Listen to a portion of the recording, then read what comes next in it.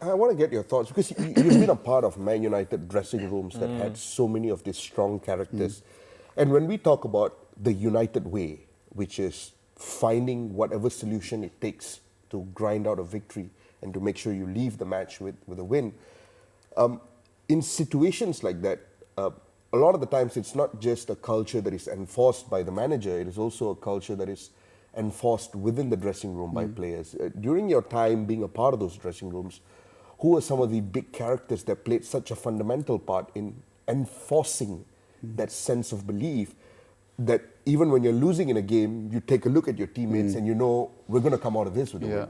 Yeah. God, you're asking some good questions today. No, listen, when I joined United, we had, Ryan Giggs, Paul Scholes, Nemanja Vidic, Rio Ferdinand, Wayne Rooney, Michael Carrick, Patrice Evra, Dimitar Berbatov. Like, the list goes on. Like, we had some huge characters in that dressing room. And I always say that we didn't have to have a manager who managed us. The players managed that dressing room themselves. If the standard was creeping down just a slight fraction, there would be messages in the dressing room like we'd have a collective meeting within ourselves that maybe even the staff and the management didn't even know about. They managed the dressing room. They managed it by the way they applied themselves in training, the way that they rehabbed, the way they ate and drank and just dedicated their whole life to Man United Football Club and whole life to football.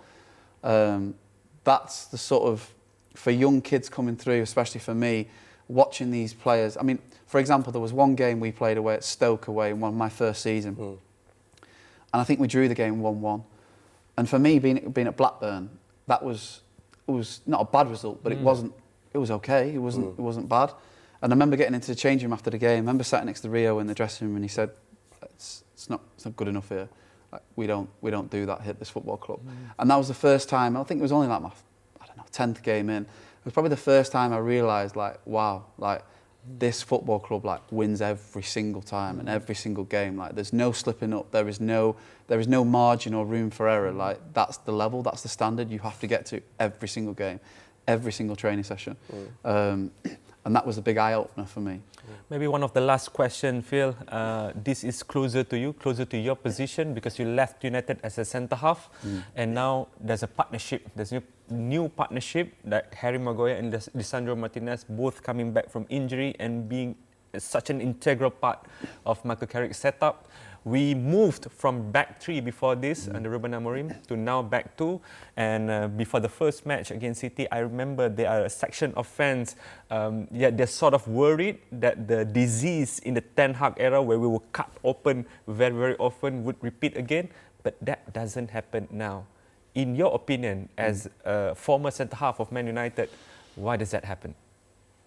Why does it happen? Why does it happen? Why is it more positive now and not being cut open like because we're defensively out of possession, as I spoke about before. We are set up in a better structure, and what I mean by that is the triggers to go and press. Is it a bad touch? Has he come inside on his weaker foot? The little fine details that every day you wouldn't really see watching the game, but these are the details that you hone in on before the game. Every player knowing when to press. You know, if the 10 jumps, the 8 comes round. If the fullback jumps into midfield, the whoever comes round and fills that void, and there's the relationship all over the pitch, then you block lines to play through. And I think that the line is playing higher up rather than further back. When you're less, I've been there myself, when you're not confident and you've got a bit of lack of belief going into the games, you don't really want to jump into midfield and go and press because you're thinking about the space behind you. Now they're going bang, Martinez comes round, Harry straight in, wins the ball on the attack. There's just a better relationship all over the pitch, and that's credit to the players, but also the staff for the structure and the balance that they've got to set the team up in that system. And I think it's working really, really well. I think the combination Martinez and Maguire have had has been superb so far. Yeah, the first choice, no? For me, at the minute, yeah, but you've got to say that obviously De Ligt is still to come back from injury. I think he's been terrific. He was probably the shining light so far this season. Before he got injured, I thought his performances have been exceptional. You've got Aiden Heaven, who I feel like is going to be a top player. I like how calm he is. In in possession, very calm, picks the right pass. Okay, there's going to be times, and Yoro, there's going to be times where he makes mistakes. They're young kids, they need help, they need players around them. But I think in that position at the minute, it looks really, really solid, really solid. Yeah, for what it's worth, we spoke about a lot of fiery characters like Casemiro, Bruno Fernandes, Lisandro Martinez, Cunha, even Harry Maguire, players that go and win possession. But it also feels that for what it's worth, Man United are also really benefiting from having some boring, quote-unquote, figures.